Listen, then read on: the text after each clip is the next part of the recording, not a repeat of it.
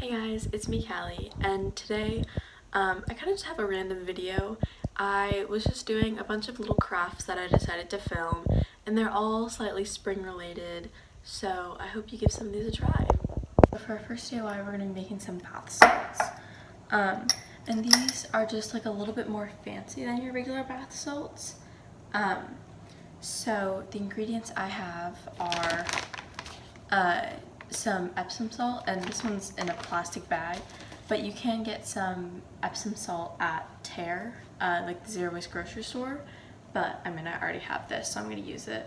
And then I also have, this is like some bath salts I got as a gift. This is Himalayan salt mixed with lavender, and I'm just going to kind of mix these two together.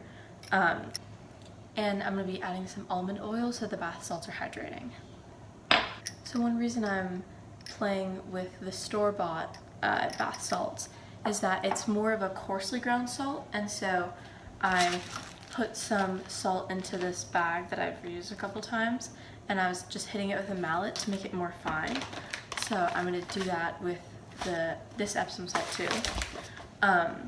And you can, like before I've used a coffee grinder, and that was super fast and got it like super fine, but we don't have a coffee grinder anymore. And I've also done it in like a mortar and pestle if you really want to make it a mindful activity and spend time doing it, but I'm gonna do some with the mallet. Okay, so I just have a cutting board protecting my surface, and I'm gonna smash it out, and there's also some just like natural like chunks of Epsom salt in the bag, so that will help crush those too.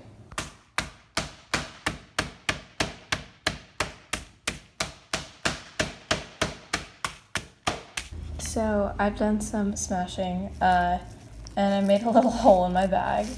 I would recommend like reusing a bag for this, and not all the pieces are like even. Some are finer, some aren't. But overall it's more fine than it was before, so I'm good with that. Okay, so then as a last step, I'm just gonna add some oil, and this is sweet almond oil, but you can add olive oil, any like liquid oils like that. I wouldn't recommend coconut oil just because it's like so slippery. But since this has a dropper, I'm just gonna put in probably 3 droppers worth of oil. You should probably spread it around like that. And then I'm just gonna really mix that in well. Our next craft is going to be making what I call Franken candles. And basically I'm just gonna take a bunch of wax from different candles I have and mix it together. Like I have these little candles and they just like burned really poorly. And so there's still a lot of unscented wax. And so I also have some scented wax from like regular candles that this was like the wax at the bottom that wouldn't burn anymore. So I put some hot water in there and let the like wax come up. And so I'm gonna be mixing these together and melting it on the stove. I tried doing this once before, and I did a big one like this and little ones like this, and the little ones worked really well. But the big one, I don't know exactly what happened, but that's what happened. It's like just a really deep hole right next to the wick. So I've placed them all in the pan. I decided to melt that one too, and I just have it on like high-ish heat. If it starts bubbling too crazy, I'll turn it down. And I tried to fill it up most of the way on the candles. Like this time I put more water in here, and so hopefully that will make everything melt faster. Okay, so I have been doing the candles, and I have the tiny candles going, and these ones melted really fast. I love the tiny candle. So what I did differently this time was I took a index card and I just folded it in half, cut a slit, folded it in half the other way, cut a slit, and then it was so easy. It just took like 1 second. So I think these will be a lot better and they won't have the weird dips and things. And this one's still melting.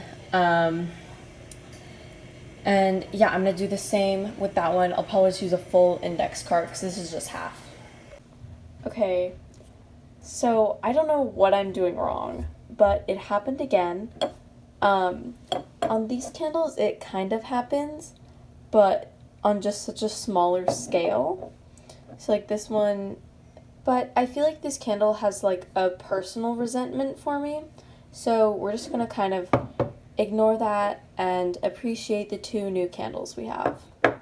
So our next craft is a very springtime craft, and I'm going to be making some pressed flowers. So I just have this like little flower press that has like 2 pieces of wood and then cardboard.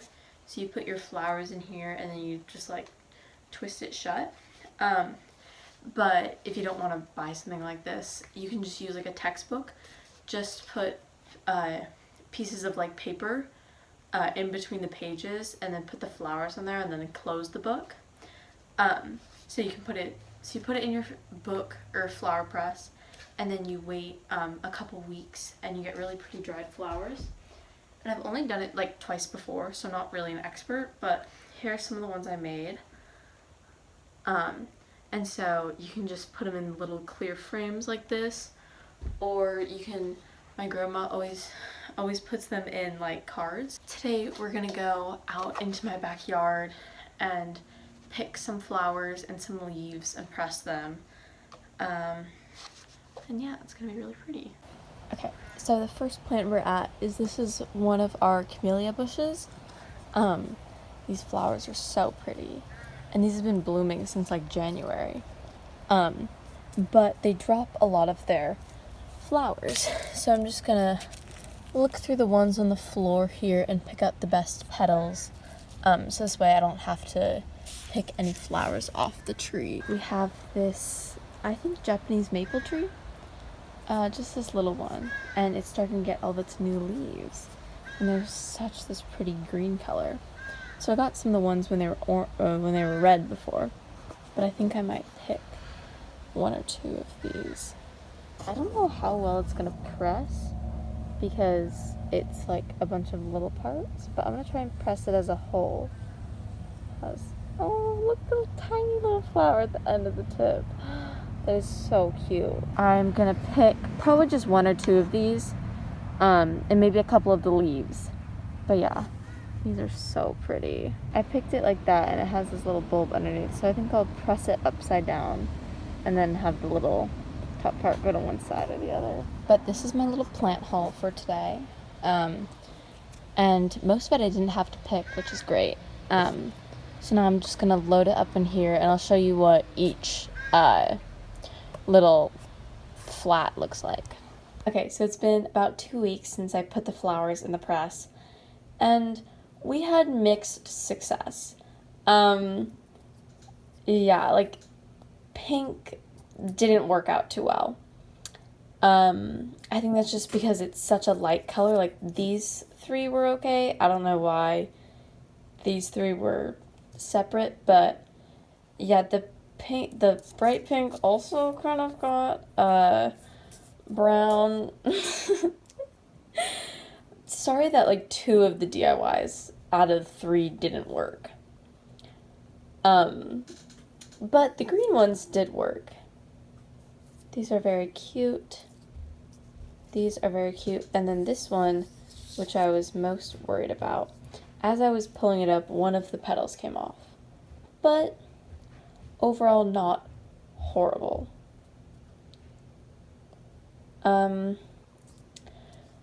So yeah, just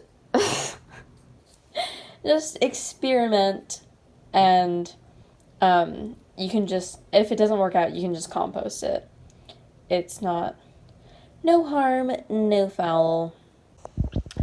Okay, sorry for all of the little hiccups that went with making these DIYs, but I hope some of it was still useful for you, and see you in the next video. Bye.